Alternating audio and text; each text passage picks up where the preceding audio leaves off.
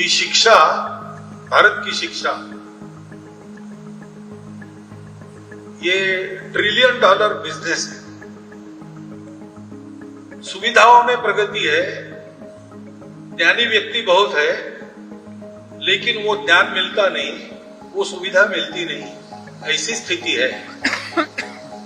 थोड़ा सा हम विचार करते हैं तो ध्यान में आता है कि सामान्य व्यक्ति के पहुंच के बाहर इसलिए हो जाती है कि पहले ये दोनों काम सेवा के नाते किए जाते थे।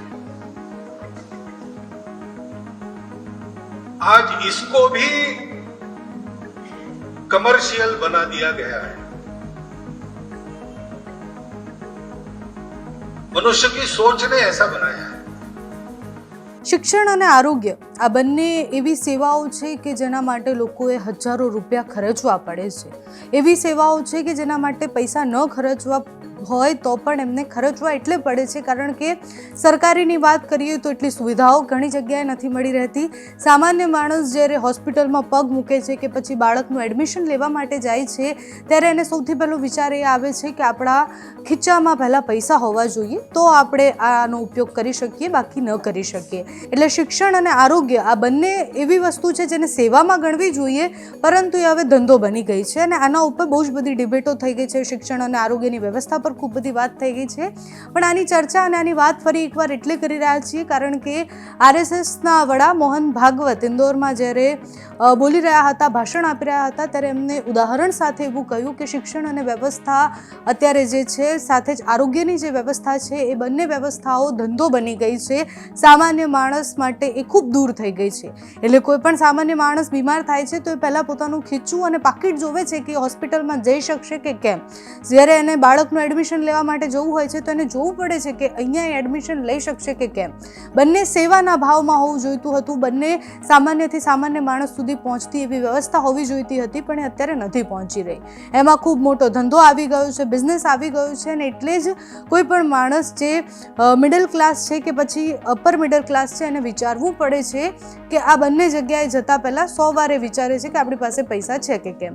આના ઉપર ઘણી બધી ડિબેટો થઈ છે, પણ જ્યારે મોહન ભાગવત આ કહી રહ્યા છે તો એ ખૂબ મોટું નિવેદન છે।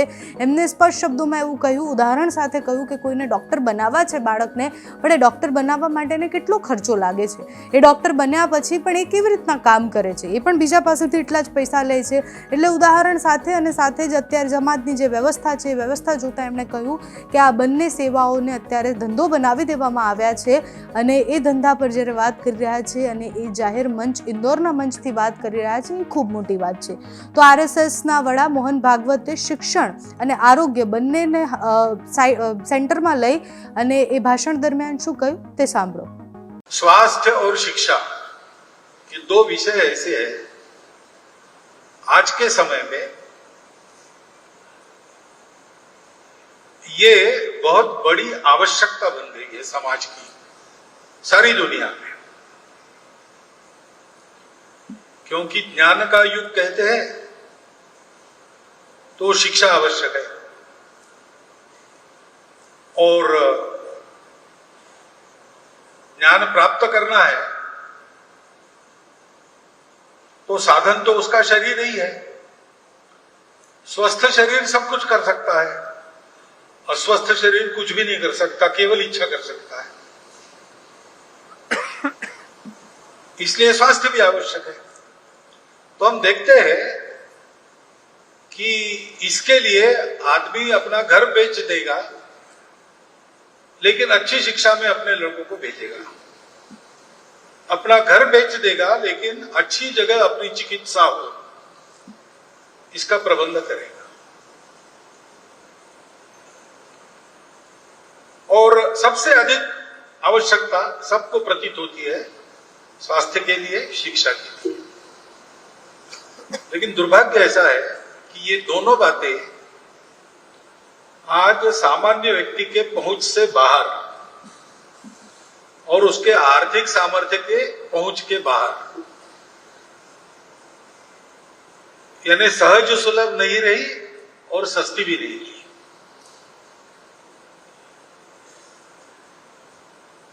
तो क्या विद्यालय वगैरह कम है? वो तो बहुत बढ़ रहे हैं। अस्पताल कम है ऐसा भी नहीं है। सुविधाओं में प्रगति है, ज्ञानी व्यक्ति बहुत है, लेकिन वो ज्ञान मिलता नहीं, वो सुविधा मिलती नहीं, ऐसी स्थिति है। थोड़ा सा हम विचार करते हैं तो ध्यान में आता है कि सामान्य व्यक्ति के पहुंच के बाहर इसलिए हो जाती है कि पहले ये दोनों काम सेवा के नाते किए जाते थे। आज इसको भी कमर्शियल बना दिया गया है। मनुष्य की सोच ने ऐसा बनाया है।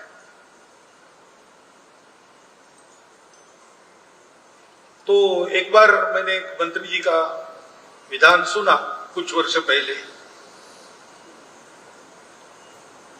कि शिक्षा, भारत की शिक्षा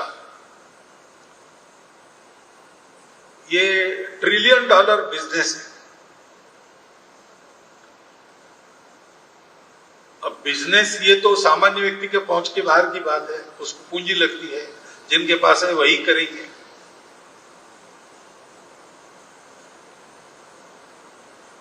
पहले ही शिक्षा देना अपना कर्तव्य मानते थे। जो छात्र आया वो ज्ञानवान होना ये शिक्षक की जिम्मेवारी मानी जाती थी।